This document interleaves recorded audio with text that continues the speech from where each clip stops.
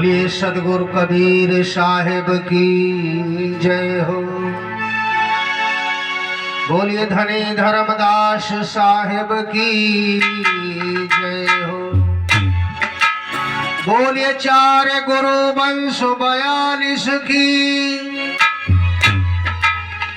बोलिए लहर तारा धाम की।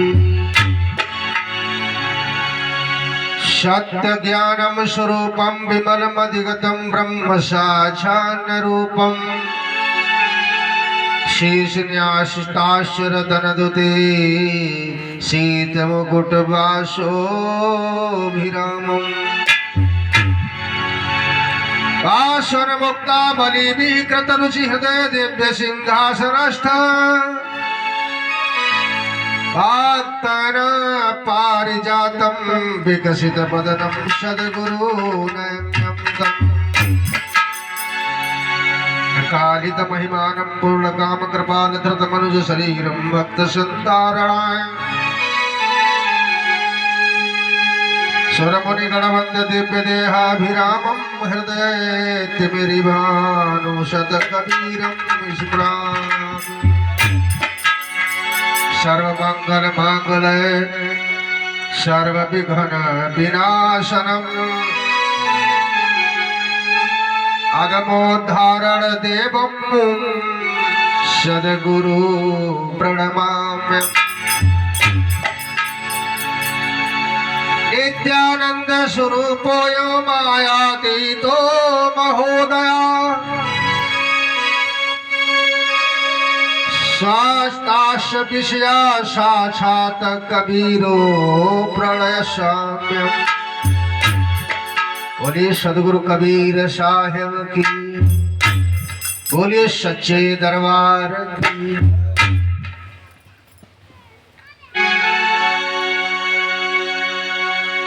अंतर्यामी एक तुम के आधार तुम जो छोड़ा हाथ तो फिर कौन उतारे पार। बार बार बर मांगहूँ हर्ष देहु श्री रंग पाति सर्वोजन पायनी और भगति सदा सतसंग। निर्विकारम निर्भय तू ही और सकल भय माही सब पर तेरी साहिबी और तुम पर साहिब।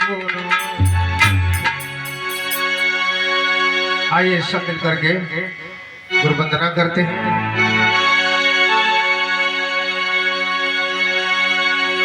साहिब मेरे साहिब मेरे साहिब मेरे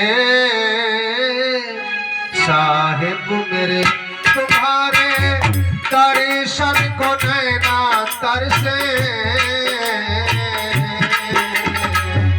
साहिब मेरे काटो गले साहिब मेरे काटो गले तुम्हारे दर्शन को नैना तरसे। साहिब मेरे काटो गले।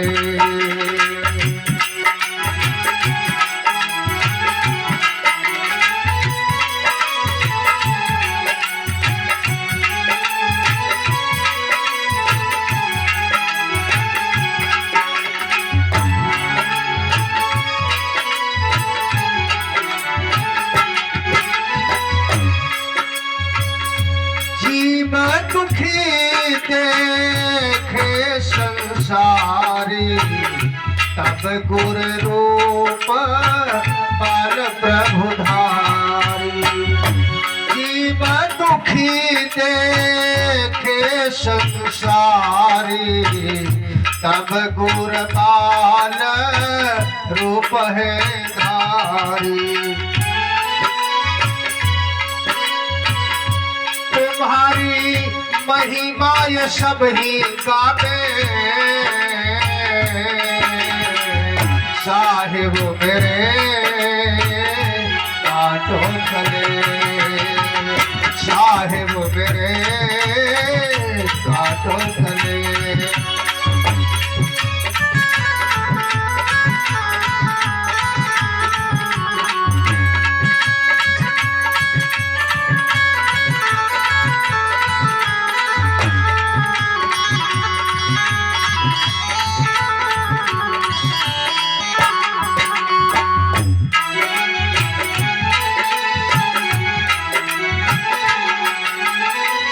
शाह तपोदर का जहाज चलाया, इंद्रपति को साहिब लोक पठाया।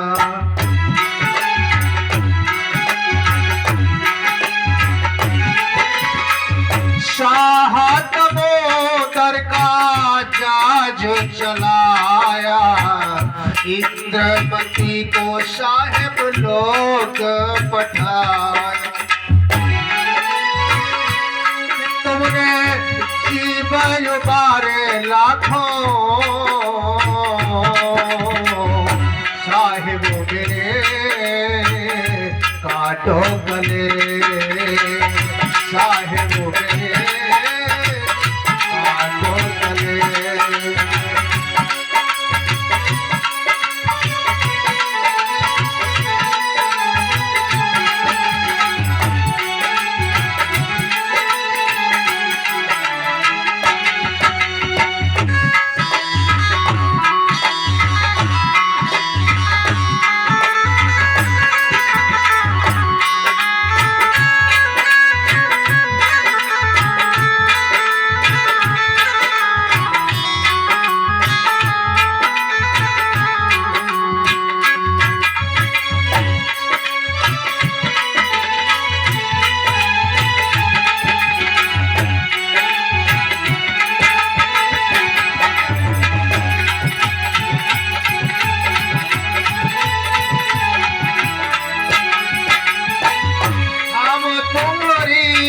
सबो शरण में आया, ज्ञान मिला है साहिब बड़ा सुख पाया।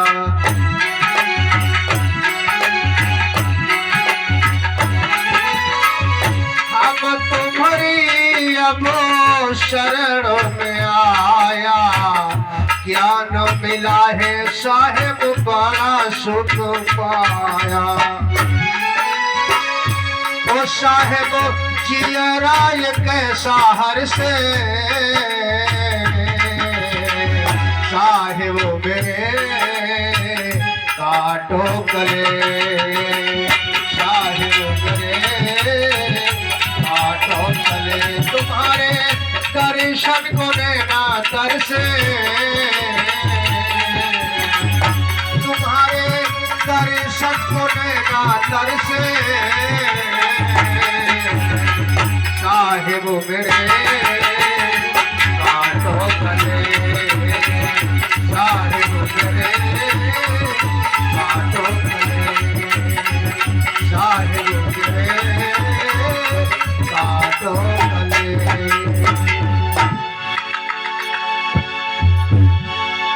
हम सभी ने सदगुरु की वंदना कर ली, अब सदगुरु की कृपा होती रहेगी।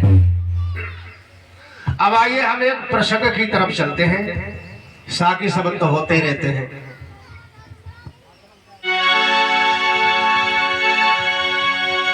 एक जानकारी जरूरी होनी चाहिए। कबीर साहब आए और आकर के जो ज्ञान दुनिया में बिखेरा है, आध्यात्मिक परमात्मा से मिलने का जो तरीका बताया है, वो हम तक पहुंचा कैसे, इसकी जानकारी है किसी को? ऐसा तो नहीं कि हमें आकर के डायरेक्ट बता दिया हो। कोई एक परंपरा होती है, एक सीढ़ी बनती है, और उसी सीढ़ी के माध्यम से जो ज्ञान हम आज, जिसके माध्यम से हम लोग लाभार्थी हैं, लाभ उठा रहे हैं, वो ज्ञान हमको प्राप्त कैसे हुआ, इनके सर्वे सर्वा कौन रहे। हम मध्य प्रदेश में लेकर के चलते हैं, जिसे एमपी कहते हैं।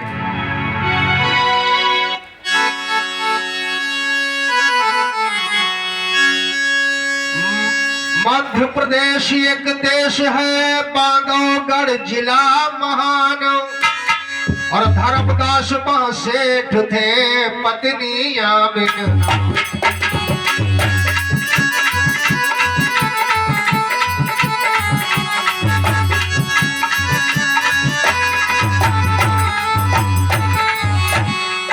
मध्य प्रदेश आपने गए भी लोग होंगे। वहां एक धर्मदास नाम के सेठ थे, बहुत बड़े सेठ। पत्नी का नाम था आमिनी, और बड़े विचारवान, भक्तिमय, गुण संपन्न, यानी भगवान की, परमात्मा की, गॉड की जिसकी कह लो, वो भक्ति में बड़े लवलीन थे। और पूजा पाठ, जैसे मूर्ति पूजा करना, तीर्थों पे जाना, मंदिरों में जाना, ये सब किया करते थे सेठ होते हुए। और सेठ लोग तो ज्यादा ही पूजा पाठ करते हैं। यही क्रिया चलती, एक दिन उनके मन में आया कि हम 68 तीर्थ की स्नान करें। धर्मदास जी के मन में आया, अपने मन की बात अपनी पत्नी से बताई, मैया आमिनी से। और क्या कहने लगे, पत्नी से बोले, हे देवी 68 तीर्थ पर जाना है, तुम बहुदान यहाँ कर चुके प्रिय, अब बाहर पूर्ण कमाना है।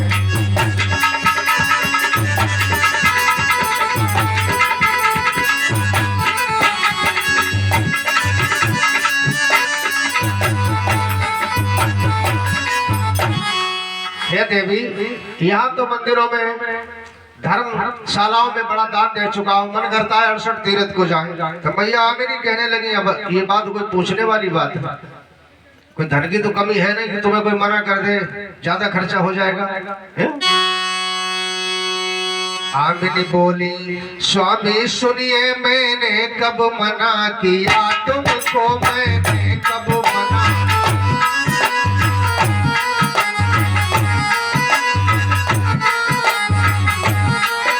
तुम कल से ही प्रस्थान करो, ले जे चाहे जाओ धन को।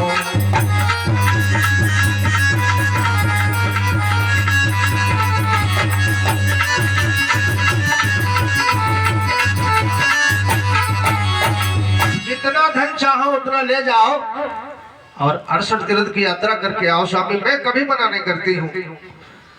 तमाम धन संपत्ति को लेकर के सोचा दान करेंगे, 68 तीर्थों पे जाकर के साधु महात्मा मिलेंगे, बाबा बैरागी मिलेंगे। धन लेकर के रवाना हुए। मैया आमिनी ने बड़े कुशल से विदा किया है। बहुत घूमे इधर उधर दुनिया में। कहाँ कहाँ गए? गोकुल वृंदावन घूम लिए, गोकुल वृंदावन घूम लिए, फिर बरसाने में आए।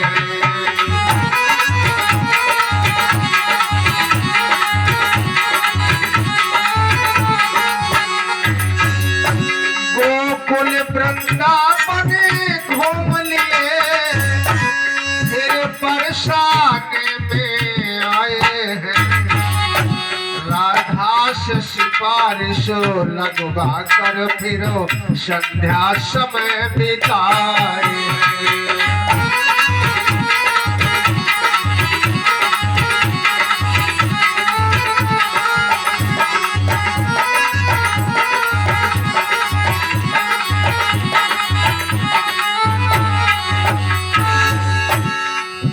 पूरे दिन घूमे, गोकुल वृंदावन रमण रहती इत्यादि इत्यादि, कहीं कोई धाम ऐसा नहीं छोड़ा, कोई मंदिर नहीं छोड़ा जहाँ दान मानना किया हो, मत्था न टेका हो। धर्मदास जी ने बड़े खुश हैं। संध्या का समय हो गया, रात्रि विश्राम किया।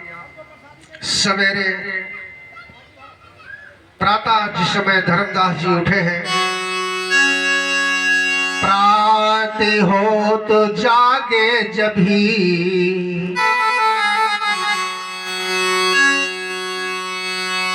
आसन प्रातः होते जागे जभी धरी विष्णु को ध्यान,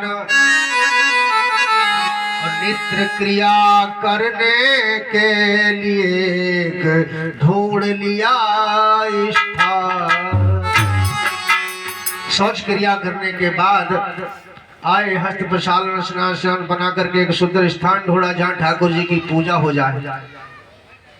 मूर्ति पास में ही थी, राम जी की, श्याम जी की, विष्णु जी की। बढ़िया सुंदर स्थान देखा, वहां पानी डाल करके कुछ गाय का गोबर लगा करके मड प्लास्टर करके ऊपर आसन फिर लगाया और फिर बैठ गए अपने नित्य क्रिया पूजा करने के लिए धर्मदास जी।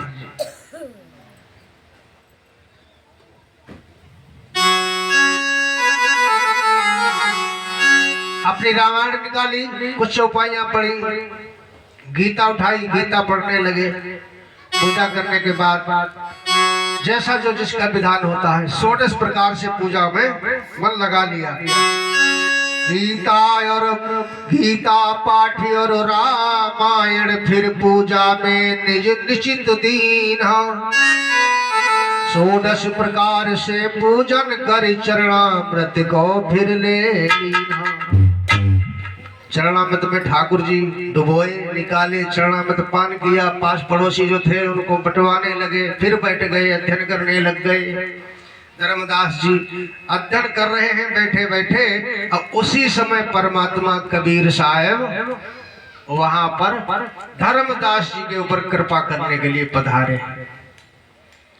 लेकिन अपने जो साधु रूप में होते हैं उस रूप में नहीं, एक डुप्लीकेट रूप बनाया, जिंदा महात्मा का रूप बनाया। जिंदा महात्मा जानते हो, महात्मा तो सब जिंदे ही होते हैं। एक वेशभूषा को जिंदा कहते हैं। जैसे न हिंदू हो न लगे न मुसलमान लगे, लेकिन अगर कोई देखे तो यही कहेगा पहले कोई मुसलमान है। तो काला काला कोट पहन करके परमात्मा कबीर साहब जहां पर वो अध्ययन कर रहे हैं बैठे धर्मदास जी, उन्हीं के पड़ोस में जाकर के अब बैठ गए।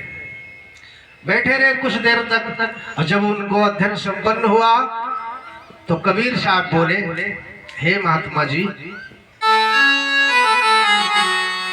आप बहुत अच्छे महात्मा हैं। आपके जैसा आपने कोई साधु नहीं देखा। हम बहुत जगह घूमे हैं। धर्मदास जी उस जिंदा महात्मा जो काले कोट वाले कबीर साहब बैठे और कह रहे हैं, उनकी बातों को सुनने लग गए। क्या बोले परमात्मा,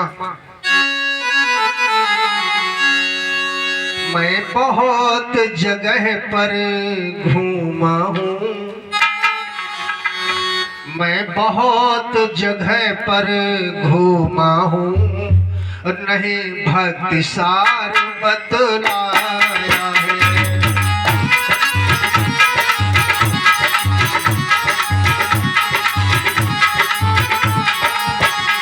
आपका ये सुमिरण देख देखी तेरा हृदय ललचाया है।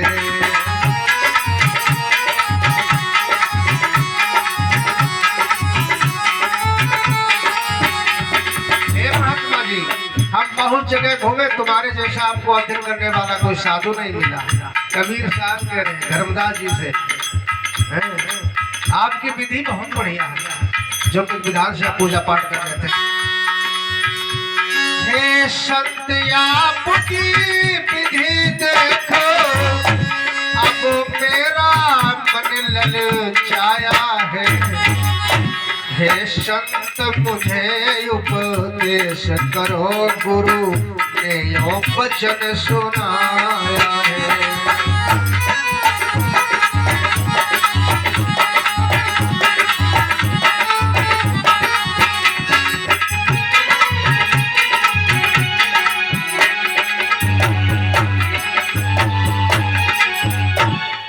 धर्मदास जी से परमात्मा कबीर साहब कहते हैं, हे महात्मा जी, हम पर कृपा करो, हमको भी उपदेश करो, कुछ ज्ञान की बातें बताओ जिससे मेरा भी कल्याण हो जाए। अब धर्मदास जी को क्या मालूम, सामने परमात्मा बैठे हैं, हमसे कह रहे हैं। बहुत अच्छा लगा धर्मदास जी को, किसी ने तो मेरी प्रशंसा की है। लेकिन धर्मदास जी बोले तो थोड़ा अजीब ढंग से बोले। क्या कहने लगे? ये जिंदा सुन लीजिए, दूंगी विधि बताए।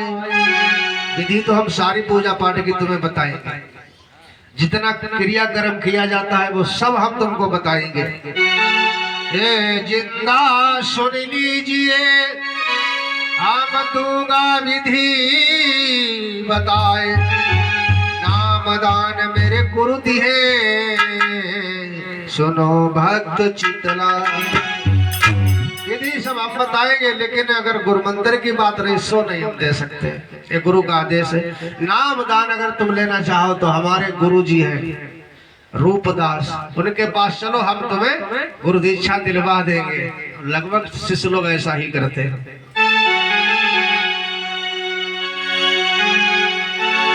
अब परमात्मा कबीर साहब कहने लगे चलो ठीक है विधि बता दिए, लेकिन जो आप अभी गीता का पाठ कर रहे थे इसमें तुमको कुछ ज्ञान है? सही सही पढ़ाया है कि नहीं आपने?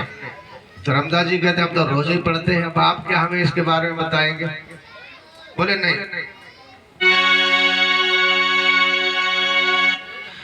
गीता भागवती पुस्तक बहुत आना, निश दिन जपो सुनो भगवान।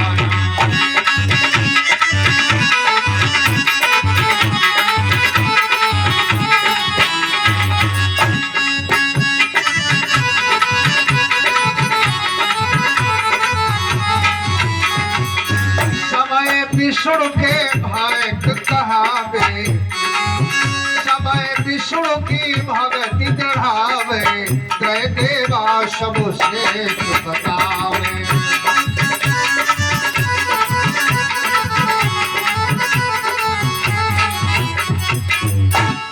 धर्मदास जी कहते हैं दुनिया में सबको मालूम है, बताना क्या है? भगवान श्री हरि विष्णु जी सबसे बड़े हैं। पूरी दुनिया उनका पूजा पाठ कर रही है। सब विष्णु की भक्ति दृढ़ावे, त्रय देवा सब श्रेष्ठ बतावे। तीनों देवता श्रेष्ठ हैं। जो जी में आए जिसकी पूजा करने लग जाओ। है? किसी गुरु जी से मेरे नामदान ले लो। अब कबीर साहब ने कहा जो भाई ज्ञान तो आपका बहुत बढ़िया, लेकिन कुछ हम भी कहना चाहते हैं। हाँ हाँ हाँ बिल्कुल कहो। धर्मदास जी सुनने बैठ गए। अब परमात्मा कबीर साहब बोले,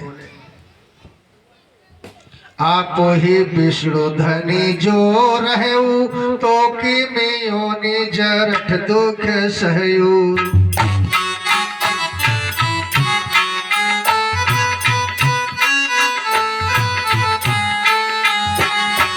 तो यम होते विष्णु के दासा, तो नहीं करते विष्णु गरासा।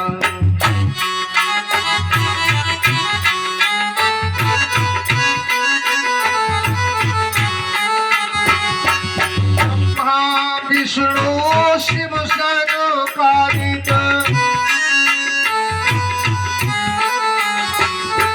ब्रह्मा विष्णु शिव सनकादित, मुनि मुनीश नारद से साधिक। सब कर यमधरि करहि आहारा, लूट ही सब ही काल बरियारा। सबका यमधरि करहि आहारा, लूट ही काल सकल बरियारा। हे भगत जी, परमात्मा कबीर साहब कहते हैं जैसे आपने बताया कि विष्णु जी सबसे बड़े हैं, तीनों देव सबसे बड़े हैं, उनकी दुनिया पूजा करता है, चलो मैंने मान लिया।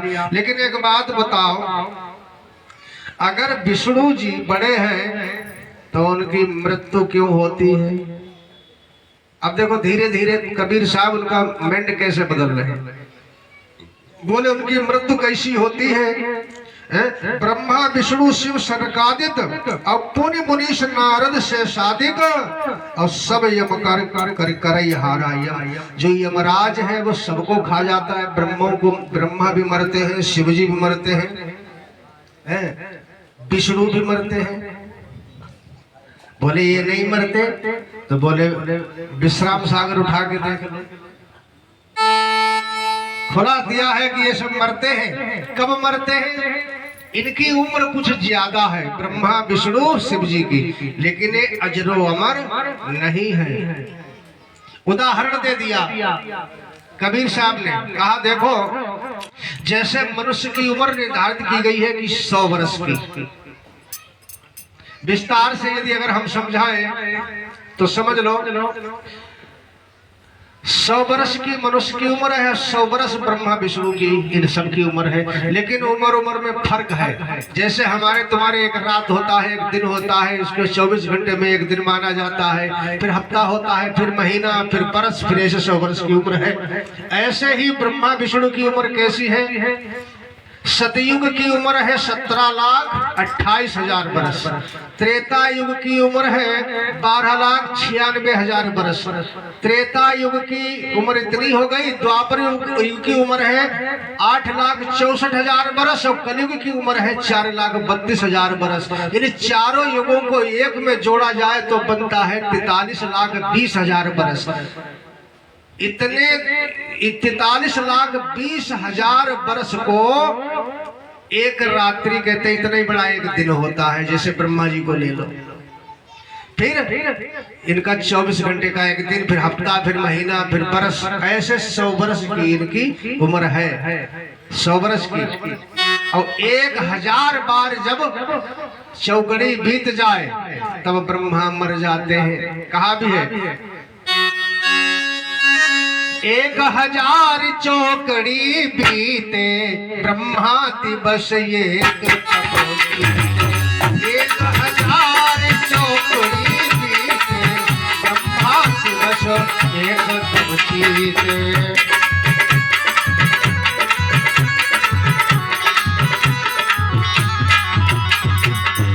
1000 चौकड़ी बीत जाए ऐसी 43,20,000 वर्ष की। ब्रह्मा दिवस एक तब बीते, वैसे ही 100 वर्ष की उम्र कलम भी स्याही देना बंद कर देगी, इतना लंबा गणित। और वैसे है 7 विधाता जब मारी जाही तब विष्णु की घड़ी कहाई। 7 विधाता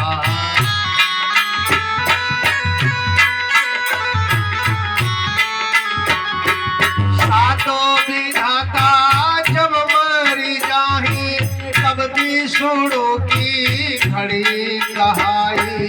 7 विष्णु जब मरी जाही तब शंकर की घड़ी कहाई। 7 विष्णु जब मरी जाही तब शंकर की घड़ी कहाई। एक घड़ी, फिर घंटा, फिर 24 घंटा, ऐसे ही 7 विष्णु जब मर जाए तब शंकर जी की एक घड़ी हो, फिर घंटा हो, फिर 24 घंटा को एक दिन हो, फिर हफ्ता, फिर महीना, फिर साल। और ऐसे ही साल शिव जी की उम्र लंबी है। सिस्टम बदला हुआ है हमारे और देवताओं के बीच में, तीनों देवताओं के बीच में। यही परमात्मा कबीर साहब कहते हैं, हे धर्मदास, फिर अगर ये अजरोमर है, दुनिया इनकी भक्ति करता है, तो फिर ये मरते क्यों हैं? ये अमर कैसे हैं? बार बार मरते हैं। तीनों लोग हमेशा नहीं स्थिर रहते।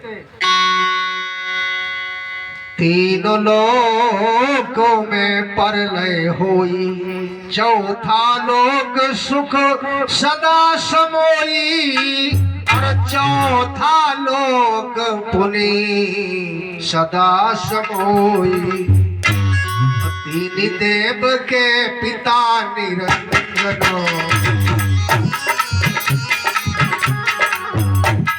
देव के पिता निरंजनो, यम दारुण बल सत्य गंजना।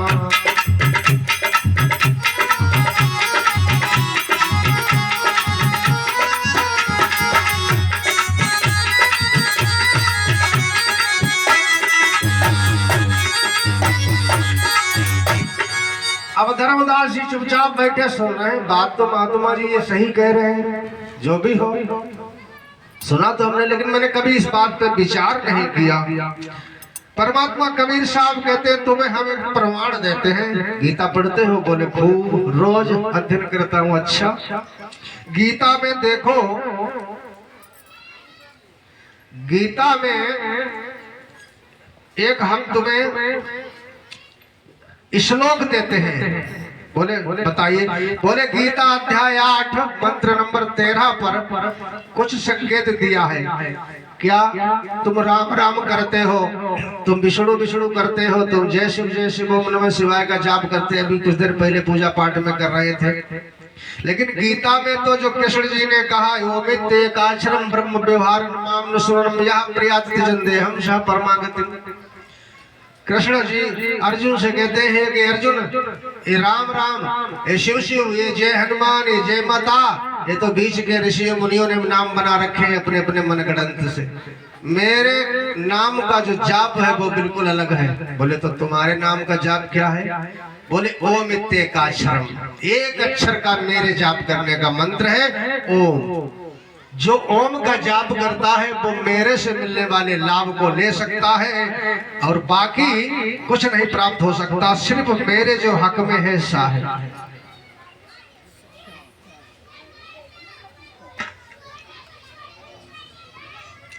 दूसरा उदाहरण देते हैं कि हे धर्मदास जरा अपनी गीता को उठा करके देखो, अध्याय नंबर 16 और मंत्र नंबर 23। धर्मदास जी ने गीता निकाली, अध्याय नंबर 16 और मंत्र नंबर 23 निकाला है। उसमें क्या लिखा? यह शास्त्र विधि पुत्र सृज्य वर्तते काम कारतः न शासिति बाना बनोति न सुखम न पराम गतिम। जो लोग ज्यादा सोते हैं, जो लोग ज्यादा खाते हैं, भक्ति न खाने वाले ज्यादा खाने वाले की तुल होती है, न कम खाने वाले की, न ज्यादा सोने वाले की, न कम सोने वाले की, न अधिक मेहनत करने वाले की, न बिल्कुल खाली रहने वाले की, न ज्यादा बोलने वाले की और न चुपचाप बैठने वाले की किसी प्रकार से सिद्धि प्राप्त नहीं होती है। बोले हाँ बात तो सही, लेकिन आप तो 1-2 घंटे से पूजा पाठ कर रहे हैं। और धर्मदास जी बड़े विचलित हैं कि बात जो बताई वो तो सही, लेकिन हमने इन बातों पर कभी विचार नहीं किया। लेकिन थोड़ा थोड़ा गुस्सा में आने लगे, शायद ये मुसलमान मालूम पड़ता है हमारे हिंदू धर्म को टार्चर कर रहा है। टोपी लगाए थे, कोला कोट था। धर्मदास जी थोड़े गुस्से आए और क्या बोले?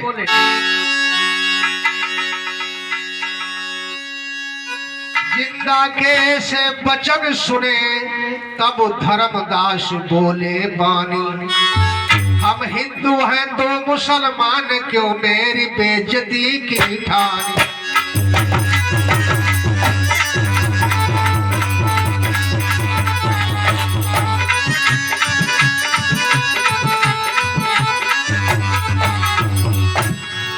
तुम मुसलमान मालूम पड़ते हो, तुम हमारे हिंदू धर्म को टार्चर कर रहे हो, इसी तुम कटाक्ष कर रहे हो। कबीर साहब बोले ऐसा कुछ नहीं है, अगर तुम्हें ऐसा लगता है तो घर की भाई प्रणाम। अगर तुम्हें कुछ बुरा लगा हो, इतना कहीं फिर निज को देखा तब सदगुरु अंतर ध्यान भये, तब सदगुरु अंतर ध्यान भये, फिर देखा समूह नहीं जिंदा तब धर्मदास के होश गए।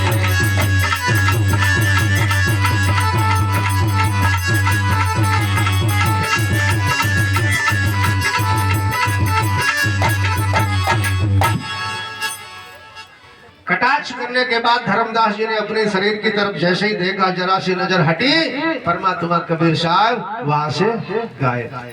अब कोई महात्मा नहीं, बेश उनकी मूर्ति धरी, गीता वगैरह रामायण वगैरह सब देखो। अब अचंभा सा लगा धर्मदास जी को कि कहा तो ठीक है, अब लेकिन कोई साधु वैसे हम मान भी कैसे ले किसी की। लेकिन अंदर कुछ बेचैनी होने लगी कि वो महात्मा और मिले, हमको मिले, हम कुछ कहे, कुछ श्रवण करें। अब कहाँ मिले वो महात्मा? बेचैनी सताए गई। एक जगह पर सब इकट्ठा कर लिया, सब झोला में अपनी सब मूर्तियां और पुस्तकें सब रख करके एक जगह आसन लगा करके बैठे और चिंता में कहने लगे मेरी बुद्धि ठीक नहीं लगता है। ऐसे महात्मा आए तो क्यों आए मेरे पास? मोई का जाने दर्शन दिए प्रभु जुदा पुनि काहे भय, अगर तुम्हें ऐसी मीठी मीठी बातें बतानी थी जो हमने जीवन में नहीं सुनी तो फिर चले काहे कि गए, कुछ देर और बैठते हैं। कोई काह जानी दर्शन दे प्रभु जुदा पुनि काहे भय, छिन पलक दे विलंब नहीं और कौन दिशा गमन किए। बहु क्षोभ होतन जात बिरहे मन विकल धीरज ना धरे, जमुना तट खड़े झकई जिम पिया वियोगी भवन मूर्छित परे। जैसे कोई व्याकुल स्त्री पति के बिना मूर्छित अवस्था में हो जाए, ऐसे ही यमुना के किनारे जाए गए, फिर आसन पे आए। कौन सा मेरा भाग जगा जो ऐसे महात्मा हमें मिले। हुआ बेचैनी बढ़ गई, सोच हृदय में रैन दिन भोजन भावन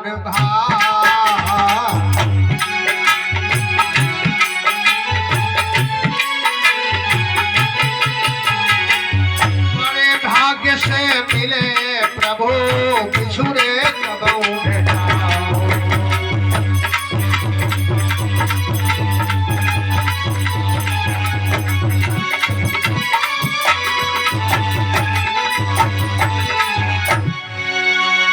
भाग से ऐसे महात्मा मिले।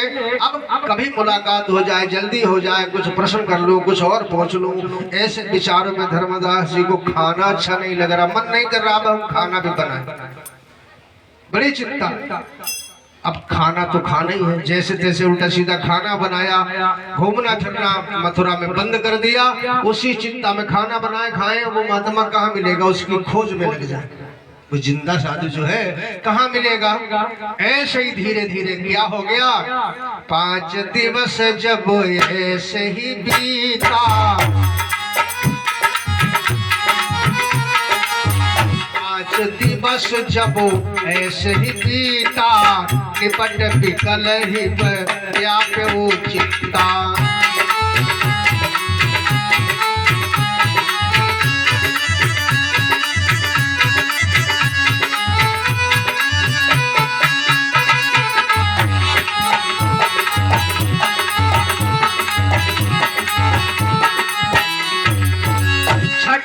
दिन स्नान को गयो, इधर उधर तब देखत भयो,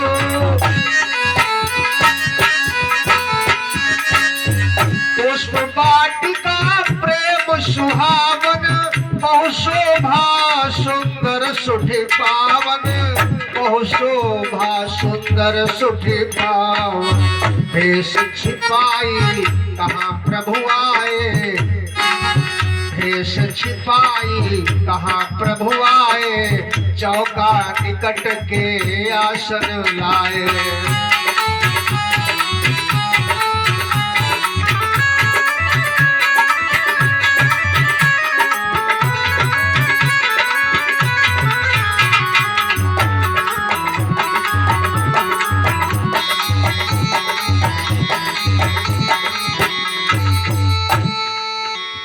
धर्मदास जी को 5 दिन बीत गए, आसन लगाए बैठे हैं। परमात्मा ने सोची भगत व्याकुल हो गया, और हमारी इच्छा कर रहा है कि हम दर्शन दें।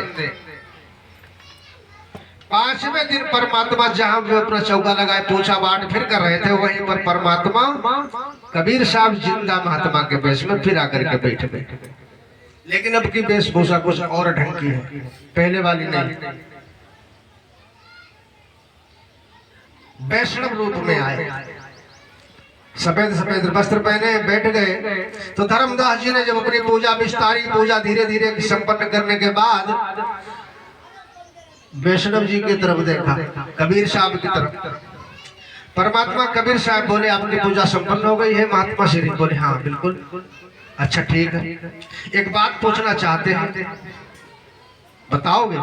धर्मदास जी बोले पूछो।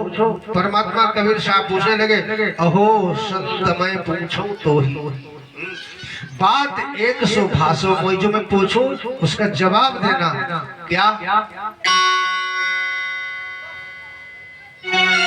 यह घट को है बोलने हारा,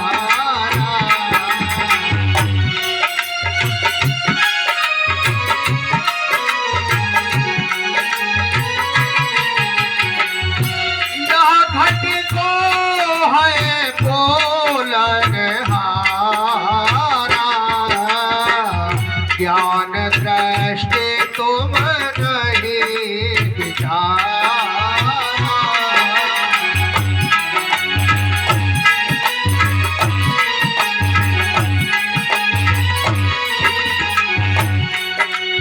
एक बात बताओ, इस शरीर के 5 तत्व के शरीर के भीतर बोलने वाली कौन सी वस्तु है? धर्मदास जी से कबीर साहब ने वैष्णव रूप में पूछा। जब लगता हिन चीनो भाई,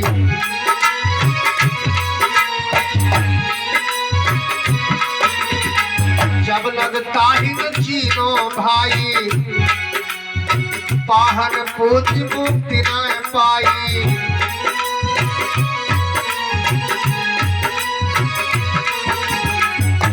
परमदास सुनी भीषणी भया, पूजा पाठ विषय सब गया।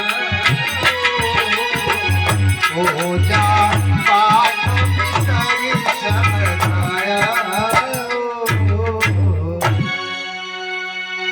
जैसे ही वैष्णव रूप में कबीर साहब ने पूछा कि पत्थर पूजे से लोग पत्थर को पूजते पूजते स्वयं पत्थर बन जाते हैं, उनकी बुद्धि जड़ हो जाती है, लेकिन कोई लाभ नहीं मिल पाता। बताओ शरीर में बोलने वाली क्या वस्तु है? अब मुंह बंद हो गया धर्मदास जी का, अब क्या बताएं? बोले ये तो हमें कभी पता ही नहीं। अगर साधु महात्मा तुम जानते हो तो तुम बता दो हमें। धर्मदास जी ने कहा तुम बता दो हमें, तुम किनके शिष्य हो, तुम्हें ये बातें मालूम है सब? परमात्मा कबीर साहब बोले मालूम तो है हमें, लेकिन कोई सुनने वाला भी तो हो। अच्छा तुम सेवक किनके हो? तो परमात्मा ने बताया हम सेवक किनके हैं, ये मत पूछो। नहीं बताओ तो परमात्मा ने थोड़ी थ्योरी लगाई अपनी। सीधे सीधे अगर हम कह देंगे कि हम ही परमात्मा है, बात बनेगी नहीं, कोई भरोसा भी नहीं करेगा है? तो बात को घुमाए के कबीर साहब कहते हैं, सुनो, नाम कबीर सत्य कहलाए, रामानंद सुज्ञान सुनाए। वो प्रभु जी अविगत अविनाशी, और दास कहाई प्रकट भय काशी। जहाँ वो रहाए काल तहाँ नाही। हम तो उनके सेवक हैं कबीर साहब, जाना है कहीं हम ही कबीर साहब। हाँ, जो काशी में आए रामानंद को ज्ञान सुनाए के, हम उनके सेवक हैं।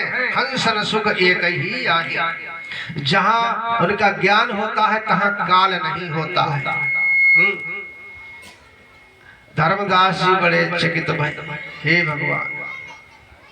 धर्मदास जी बोले नाम तुम्हारा कहा है स्वामी, शोभा सौ सव अंतर्यामी। अपनो नाम तो कम से कम बताए दो। परमात्मा कह रहे अब हम नाम का बताएं। चलो अगर नाम तो पूछा था तो है ऊपर बात कुछ टेढ़ी करते साहब, जाना है कहीं हमें कबीर साहब। धर्म नाम साधु नाम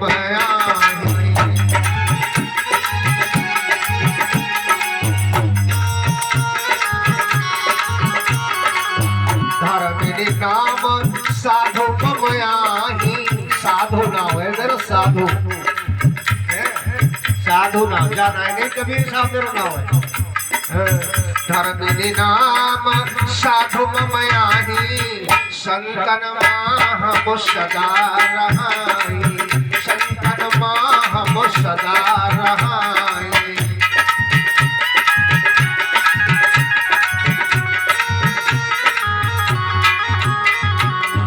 जो जीव उनकर दीक्षा लेही, जो जीव उनकर दीक्षा लेही, साधु सेव सिखावन देही। साधु सेव सिखावन देही।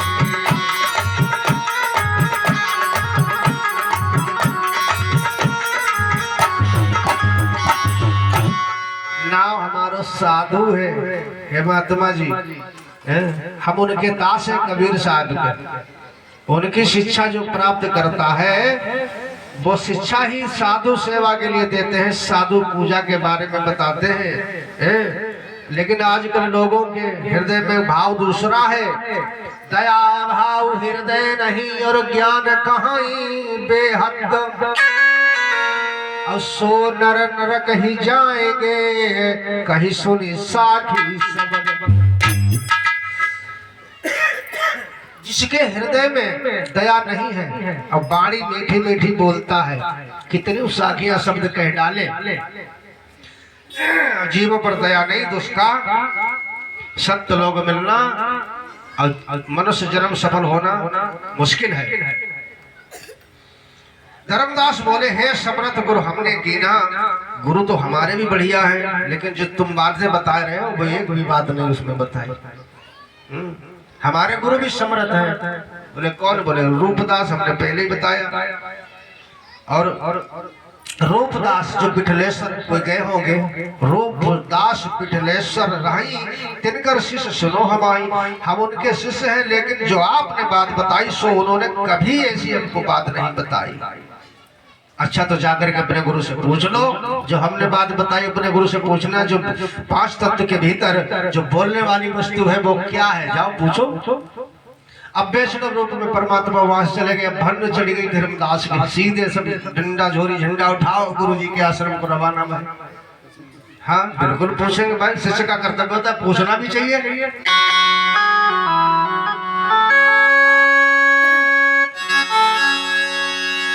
अब वहां से चल करे धर्मदास, अरे वहां से चल करे धर्मदास, गुरु रूपदास ढिग आए हैं।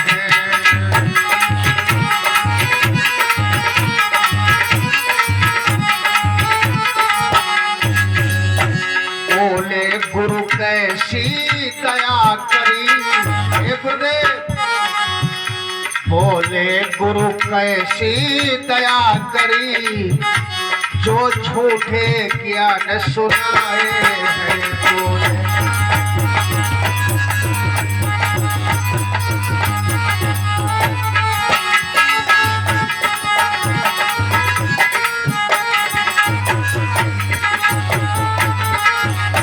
कैसे मुक्ति जीवों की हो गए, तना छूटे फिर कहाँ जाता है। आदि ब्रह्म कहाँ रहता है, उसका देह से क्या नाता है।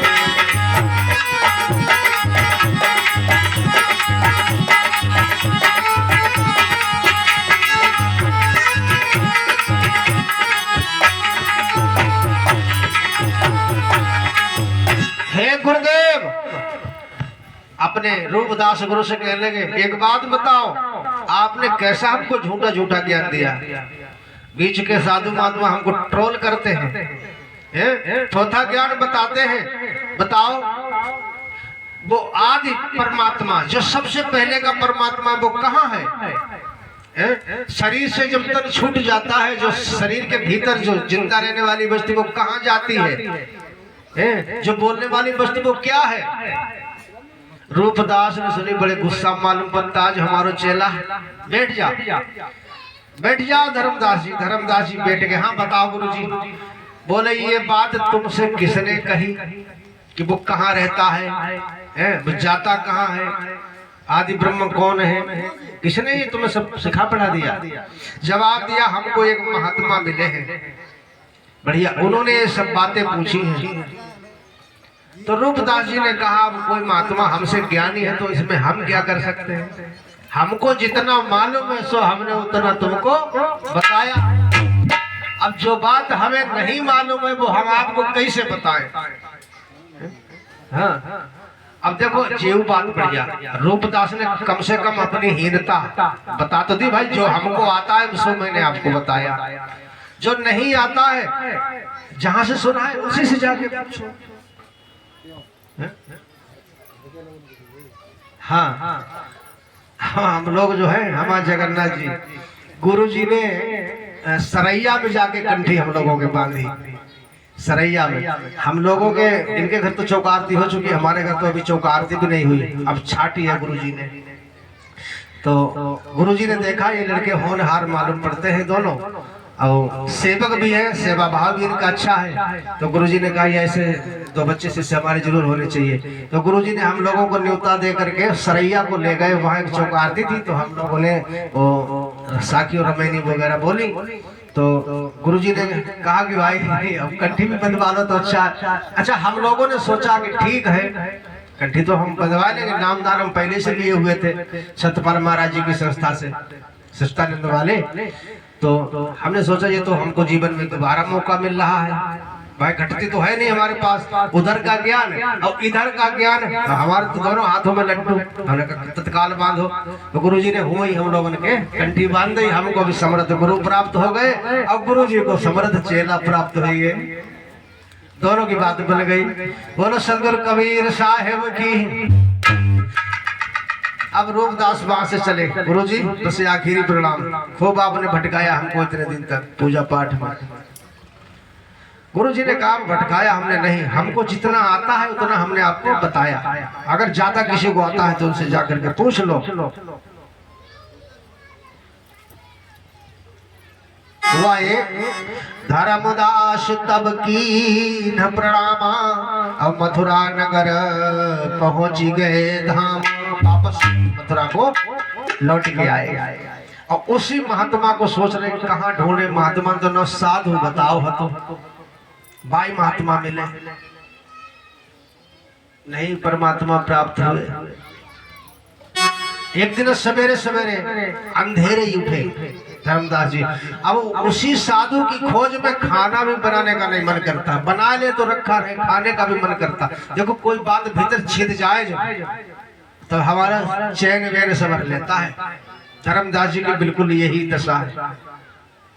अब सवेरे सवेरे उठे, सोचा चलो पहले आज जल्दी जल्दी खाना बना ले, भूख भी लग रही है। ऐसा सवेरे उठे और क्या करने लगे।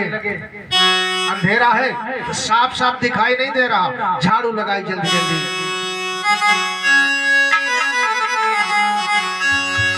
एक दिवस प्रभु ध्यान लगावा, शोभित हृदय प्रसाद बनावा, शोभित हृदय प्रसाद बनावा।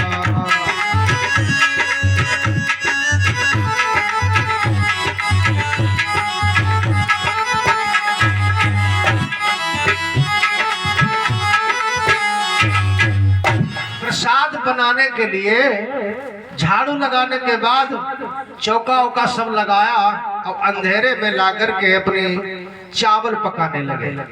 पतीली चूल्हे पर रख दी, आग जलाने के लिए लकड़ियां इकट्ठी करके लाए। अंधेरे में नहीं देख पाया, एक लकड़ी में बहुत सी चींटियां थी, वो भी चूल्हे में रख दी, आग लगा दी। हजारों चींटियां मर गई आग में जल करके।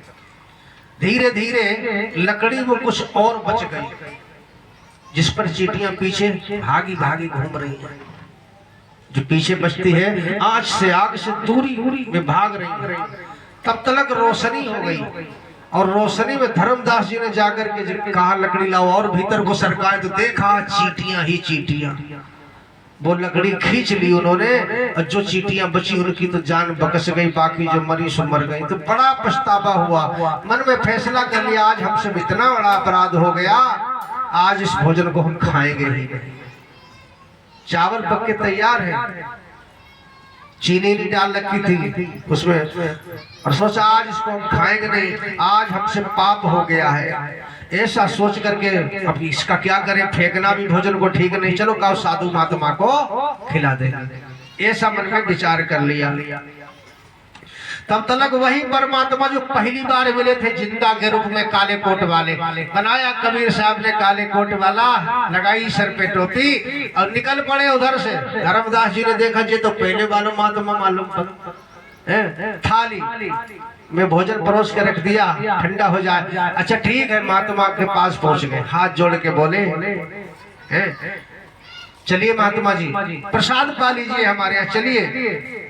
अच्छा प्रसाद श्रद्धा से पवाओगे? बोले हाँ चलिए तैयार है बिल्कुल। अब परमात्मा कबीर साहब गए तो कोई चावलन की थाली ला के रख दी, जहाँ मीठे चावल थे और थाली रख दी।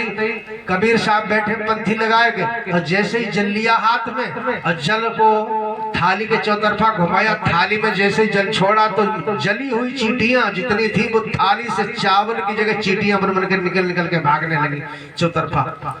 ये धर्मदास ये क्या चीज है? इसके मतलब तुमने चींटियां जलाई हैं, तुमने महापाप किया है।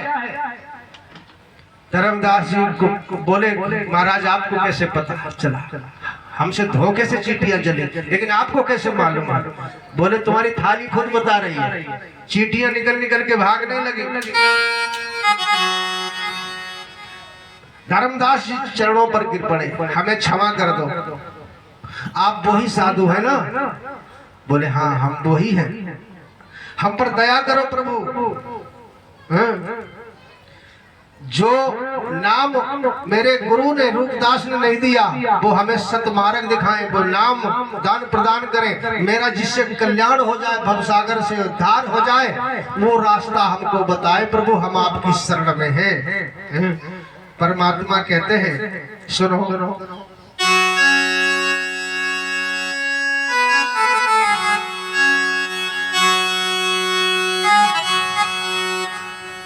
जीव घात तुम किए हुए का, असो प्रसाद नहीं मम सिर टेका।